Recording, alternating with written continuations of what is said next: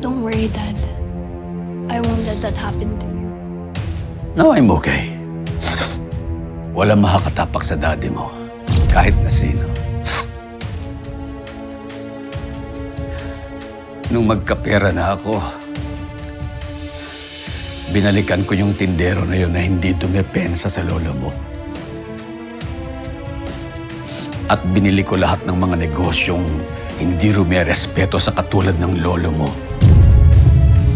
At magmula nung araw na yun, ipinangako ko, walang makakasakit sa kahit na sino man sa miyembro ng pamilya ko. Kahit na sino.